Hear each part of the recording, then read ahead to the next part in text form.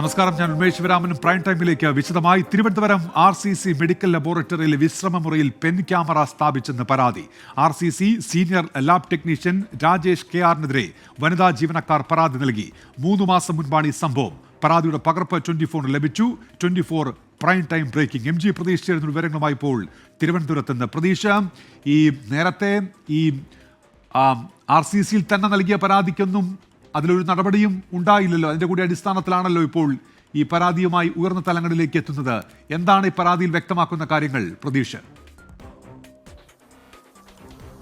ഉന്മേഷ, വളരെ ഗുരുതരമായ ആരോപണമാണ് ഉണ്ടാകുന്നത്. അതും കേരളത്തിലെ തന്നെ വളരെ പ്രധാനപ്പെട്ട ഒരു ആശുപത്രിയിലാണ് ഇത്തരത്തിൽ ദൃശ്യങ്ങളും സംഭാഷണങ്ങളും പെൻ ക്യാമറയിൽ പകർത്തി എന്നുള്ള ആരോപണം വരുന്നത്. തിരുവനന്തപുരം RCCയിലെ മെഡിക്കൽ ലബോറട്ടറി വനിതാ ജീവനക്കാരാണ് ഇതുമായി ബന്ധപ്പെട്ട അതേ ആശുപത്രിയിൽ തന്നെ മറ്റൊരു ജീവനക്കാരനെതിരെ പരാതി നൽകിയിരിക്കുന്നത്.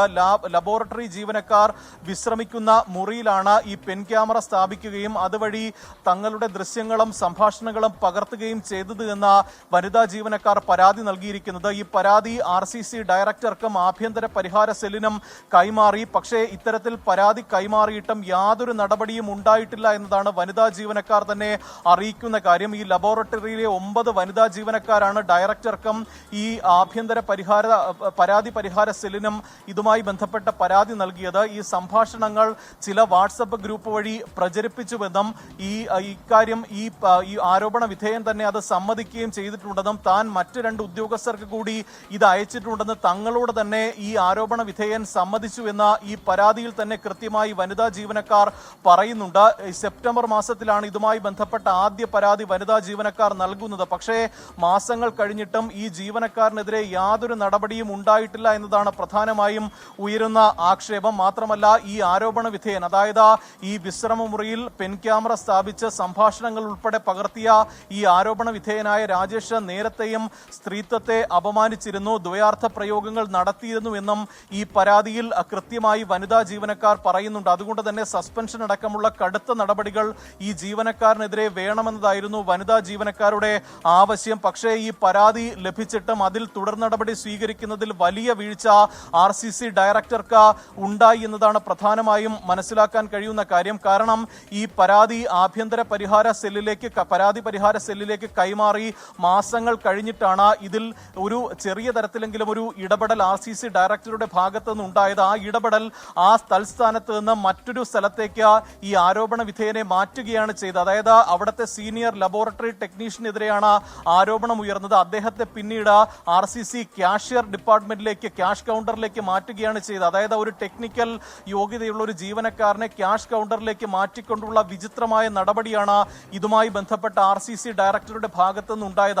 അതുകൊണ്ട് തന്നെ ശക്തമായ നടപടി വിഷയത്തിൽ വേണമെന്നും ആരോഗ്യമന്ത്രി അടക്കമുള്ള അവർ ഇക്കാര്യത്തിൽ ഇടപെട്ട നടപടി സ്വീകരിക്കണമെന്നുമാണ് പ്രധാനമായും ഈ വനിതാ ജീവനക്കാർ പറയുന്ന കാര്യം. മാത്രമല്ല, കൃത്യമായി പരാതി നൽകിയ തീയതിയും ഒപ്പം ഇതുമായി ബന്ധപ്പെട്ടുണ്ടായ വീഴ്ചകളും കൃത്യമായി നമുക്ക് തന്നെ മനസ്സിലാക്കാൻ കഴിയുന്നതാണ്. കാരണം 25/9/2024 ആദ്യ പരാതി വനിതാ ജീവനക്കാർ നൽകുന്നത്. പക്ഷേ ആ പരാതിയിൽ പിന്നീട് ഒരു തുടർ നടപടി ഉണ്ടായത് 3/10/2024 പിന്നീട് ഈ നടപടി ഇല്ലാത്തത് കൊണ്ട് തന്നെ വീണ്ടും ഈ ഇന്റേണൽ കംപ്ലയിന്റ്സ് അതോറിറ്റിക്ക് വനിതാ ജീവനക്കാർ പരാതി നൽകുകയും അതിന് പിന്നാലെയാണ് ഇത്തരത്തിലൊരു സ്ഥാനമാറ്റം ഉണ്ടാവുകയും ചെയ്തിട്ടുള്ളത്.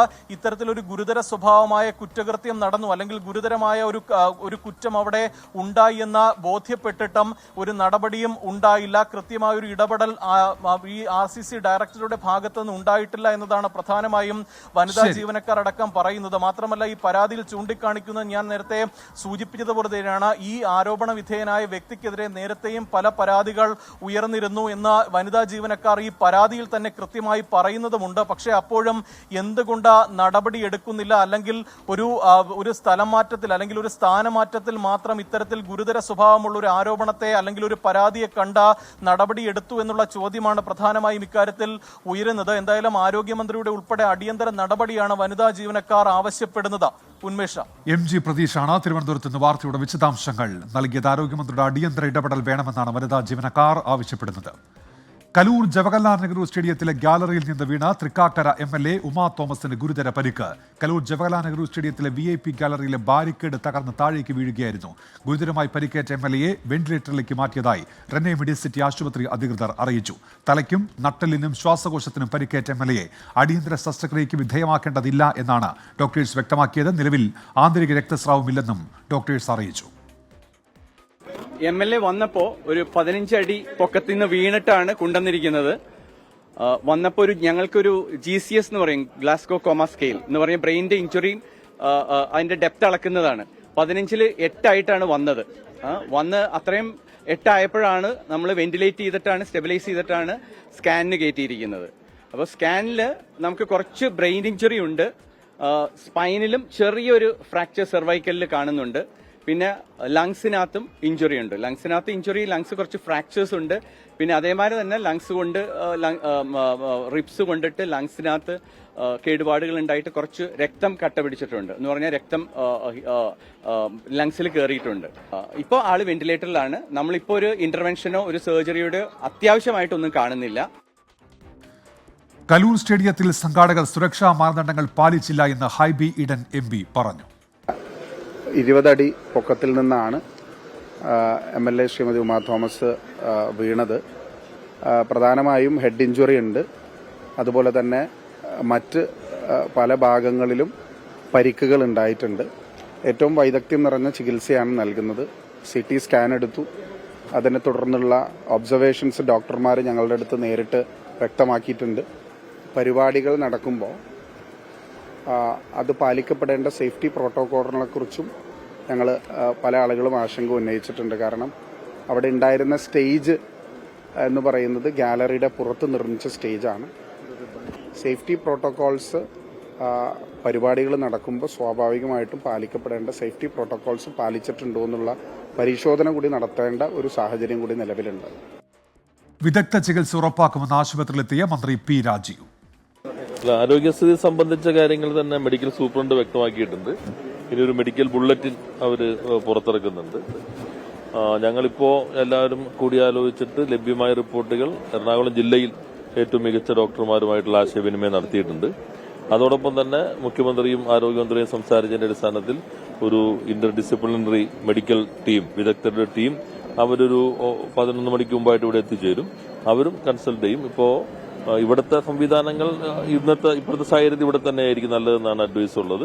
മറ്റു ഡോക്ടർമാർ, ഞങ്ങൾ സംസാരിച്ച മറ്റു ഡോക്ടർമാരും ഇവർ അഡ്വൈസ് ചെയ്ത അതേ ട്രീറ്റ്മെന്റ് രീതി തന്നെയാണ് പറഞ്ഞിട്ടുള്ളത്.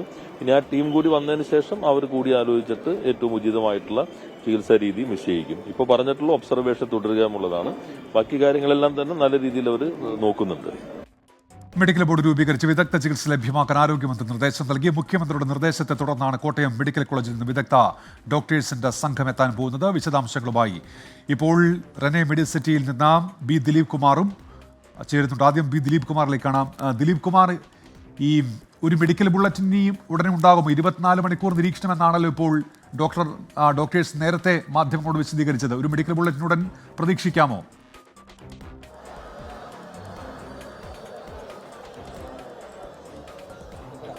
ഉന്മേഷ്, ഒരു മെഡിക്കൽ ബുള്ളറ്റിൻ ഉടൻ പ്രതീക്ഷിക്കാം. കാരണം നേരത്തെ മന്ത്രി P. രാജീവും ഹൈബി ഈഡൻ MPയും ഒക്കെ പറഞ്ഞത് മെഡിക്കൽ ബുള്ളറ്റിൻ ഉടൻ പുറത്തിറങ്ങുമെന്നാണ്. ഇപ്പോഴും വെന്റിലേറ്ററിൽ തന്നെയാണ് ഉമാ തോമസ് MLA ഉള്ളത്.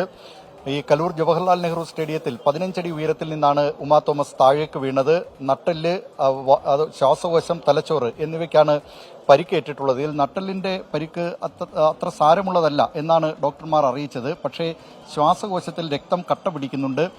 വാരിയലിന്റെ ഒരു ചെറിയ കഷണം ഒടിഞ്ഞ് ഈ ശ്വാസകോശത്തിലേക്ക് കയറിയിട്ടുണ്ട്. അതാണ് ഈ രക്തസ്രാവത്തിന് കാരണമെന്ന് ഡോക്ടർമാർ പറയുന്നുണ്ട്. ആന്തരിക രക്തസ്രാവം ഇപ്പോൾ നിയന്ത്രണ വിധേയമാണെന്നും ഡോക്ടർമാർ നേരത്തെ മാധ്യമപ്രവർത്തകരോട് അറിയിച്ചു. ഏതായാലും ഇപ്പോഴും ഈ വെന്റിലേറ്ററിൽ തുടരുന്നു എന്നുള്ളത് കൊണ്ടും മാത്രമല്ല അടിയന്തര ശസ്ത്രക്രിയ ആവശ്യമില്ല എന്ന് ഡോക്ടർമാർ പറഞ്ഞിട്ടുണ്ട്. അടിയന്തര ശസ്ത്രക്രിയ ആവശ്യമില്ല എന്ന് പറയുന്നതിന്റെ അർത്ഥം അതായത് എല്ലാം ഇത് പെട്ടെന്ന് തന്നെ അത് ഭേദമാകുന്ന തരത്തിലല്ല ഈ പരിക്കുകൾ എന്നുകൂടി ഡോക്ടർമാർ പറഞ്ഞിട്ടുണ്ട്. ഉയരത്തിൽ നിന്ന് വീണതുകൊണ്ട് തന്നെ ഈ പരിക്കുകൾ ശരീരത്തിന്റെ പല ഭാഗങ്ങളിലുമുണ്ട്. അത് നേരത്തെ ഈ വീണതിനെ തുടർന്ന് അവിടെ കല്ലും കോൺക്രീറ്റുമൊക്കെ ഉണ്ടായിരുന്നു. ആ വീണതിനെ തുടർന്ന് തലയ്ക്ക് പരിക്കേറ്റു. അത് അപ്പോൾ വലിയ തോതിലുള്ള രക്തസ്രാവത്തിനാണ് ആ സമയത്ത് വഴിയൊരുക്കിയിരുന്നത്. പിന്നീട് പെട്ടെന്ന് തന്നെ ആശുപത്രിയിലേക്ക് എത്തിച്ചു. അവിടെ പ്രാഥമിക ശുശ്രൂഷ നൽകിയതിനു ശേഷമാണ് ആംബുലൻസിൽ പെട്ടെന്ന് തന്നെ ആശുപത്രിയിലേക്ക് എത്തിച്ചത്. റെനെ സിറ്റിയിലാണ്, പാലാരിവട്ടത്ത് ഇപ്പോൾ ഉമാ തോമസ് MLA ഉള്ളത്. കോട്ടയം മെഡിക്കൽ കോളേജിൽ നിന്ന് വിദഗ്ധ ഡോക്ടർമാരുടെ സംഘം ഇപ്പോൾ കൊച്ചിയിലേക്ക് തിരിച്ചിട്ടുണ്ട്. അവർ യാത്രാമധ്യയാണ്.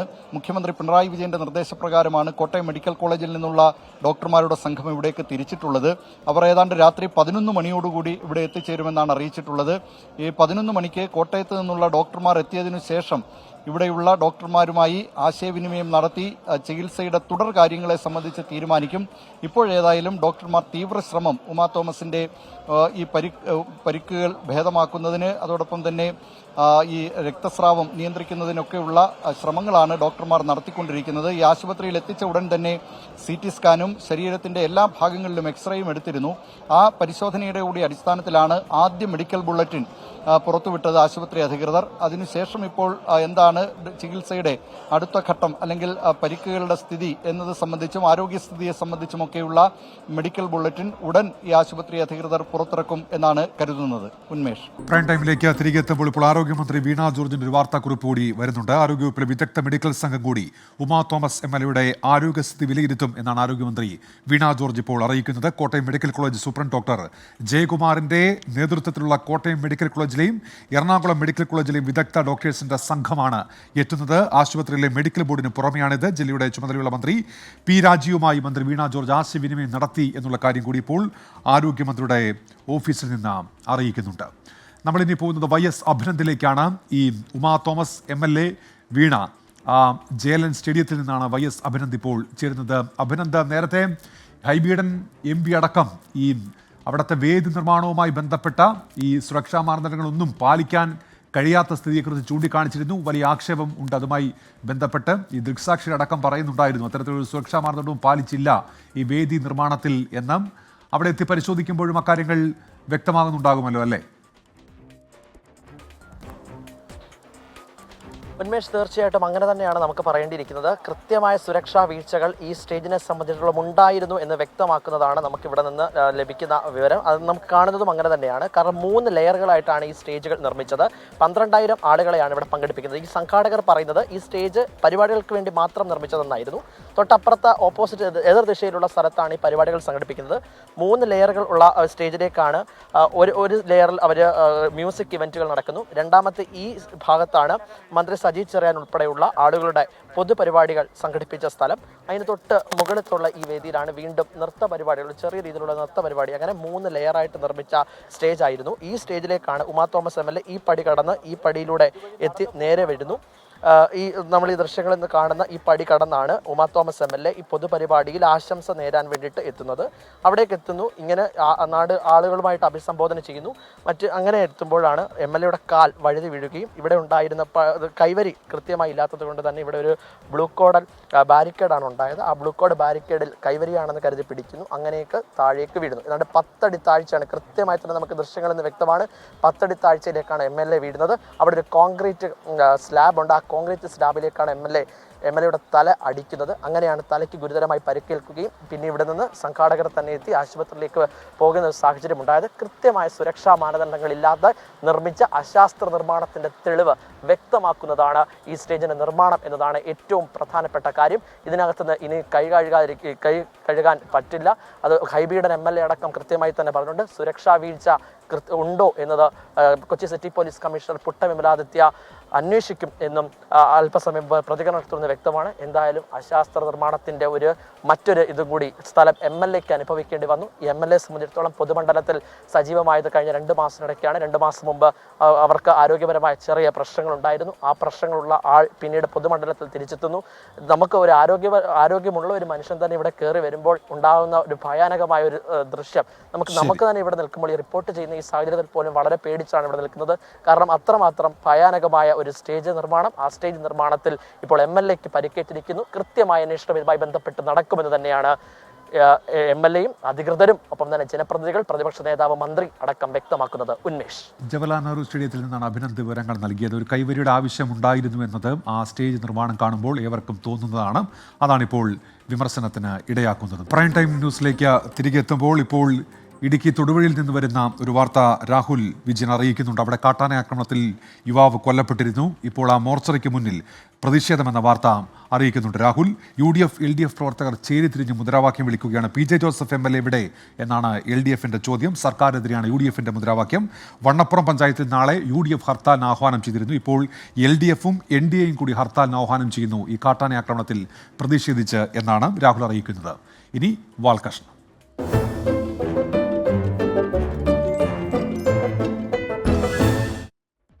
പാലക്കാട് കൊഴിഞ്ഞാമ്പാറയിൽ യൂത്ത് സെന്റർ തുറന്നതിന് പിന്നാലെ DYFI വിട്ടവരുടെ സമാന്തര കൺവെൻഷൻ. ഷൊർണൂരിന് ശേഷം കൊഴിഞ്ഞാമ്പാറയിൽ വിഭാഗീയത പാലക്കാട്ടെ CPMന് എത്രത്തോളം തലവേദനയാകും?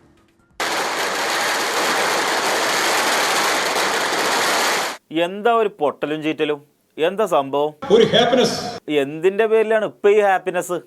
കുട്ടികളാണ് ഈ വരുത്താറിയെ ധന്യമാക്കിക്കൊണ്ട് ഇതുവഴി കടന്നു വരുന്നത്. ഒരു ജാഥ വരുന്നുണ്ട്. എന്ത് ജാഥയാണിപ്പത്? DYFI കൊഴിഞ്ഞാമ്പാറ പ്രവർത്തക കൂട്ടായ്മ. അത് പുതിയൊരു പരിപാടിയാണല്ലോ. വില്ലേജ് സമ്മേളനം അല്ല. പിന്നെ ഇപ്പൊ ഇതെന്താ? ഒരു ഹാപ്പിനെസ്. കഴിഞ്ഞ ഒരു 10-20 ദിവസം മുമ്പ് തോന്നിയതുപോലെ ചില ആളുകളെ ഉപയോഗിച്ചുകൊണ്ട് DYFIയുടെ ഒരു കൺവെൻഷൻ ഇവിടെ നടത്തുകയുണ്ടായി. DYFIയുടെ കമ്മിറ്റി ഒന്ന്, ജാഥ വേറൊന്ന്, 2-3 കമ്മിറ്റിയോ? ആദ്യം കേട്ടത് ഒന്നെന്നാണെങ്കിൽ ഇപ്പൊ വന്ന ദൃശ്യങ്ങളിൽ നിന്ന് 3 അതെന്താ പാലക്കാട് ഒരു കമ്മിറ്റിക്ക് തന്നെ 2 ടീമുണ്ടോ? പാലക്കാട്ടെ CPMനെ പറ്റി നിങ്ങൾക്ക് ഒരു ചുക്കും മനസ്സിലായിട്ടില്ല എന്ന് നീയെങ്കിലും മനസ്സിലാക്കുക. പാലക്കാട്ടെ പാർട്ടിനെ പറ്റി നിങ്ങൾ എന്താ വിചാരിച്ചേ?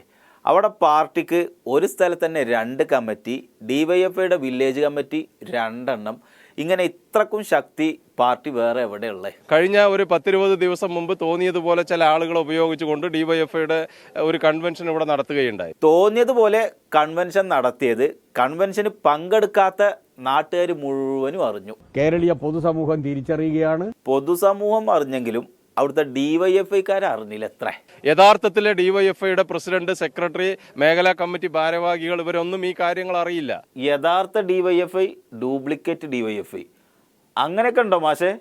ഇതെന്താ 2 ഉണ്ടോ? ഒരു മനുഷ്യൻ തന്നെ 2 ഒരേ ഒരു മനുഷ്യനെ നമ്മൾ കാണുന്നു. ആ മനുഷ്യൻ നമ്മൾ കാണുന്ന മനുഷ്യനുമാണ്, നമ്മൾ കാണാത്ത മനുഷ്യനും ചേർന്നതാണ് ഒരു മനുഷ്യൻ. ഇപ്പൊ മനസ്സിലായോ?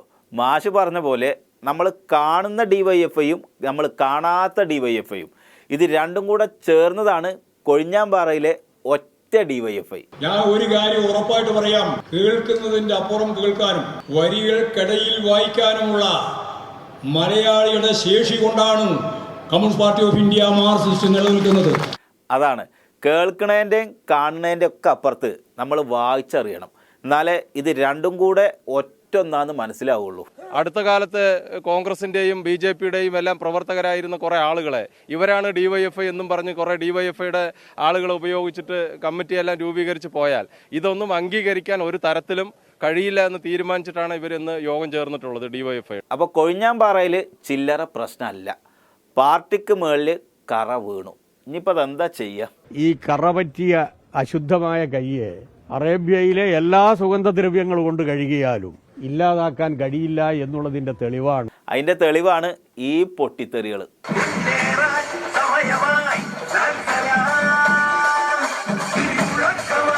പക്ഷെ കൊഴിഞ്ഞാമ്പാറയിലെ ചിലതൊക്കെ ശരിയാക്കാനാണ് ഈ വരവ്. ആ താല്പര്യവും കൊണ്ട് അവിടെ ഇരുന്നാ മതി, ഇങ്ങോട്ട് വരണ്ട. അതാ പാലക്കാട്ടെ പാർട്ടിക്കാരെ സംഗതി കൈവിട്ടുട്ടോ. അവസാന വട്ടം കൈവിട്ട കളിക്ക് മുതിരുകയാണ്. അതിന് ഞങ്ങൾ മറുപടി കൊടുക്കുന്നത്. പക്ഷെ മറുപടി കിട്ടുന്നത് വരെ കാത്തു നിൽക്കാനൊന്നും കൊഴിഞ്ഞാമ്പാറയിലെ സഖാക്കൾ തയ്യാറല്ല. അവസാന വട്ടം കൈവിട്ട കളിക്ക് മുതിരുകയാണ്. കൈവിട്ടു. ഇനി പാർട്ടി വിടുവോ, പാർട്ടി ഇവരെ വിടുവോ എന്നൊക്കെ കാത്തിരുന്ന് കാണാം.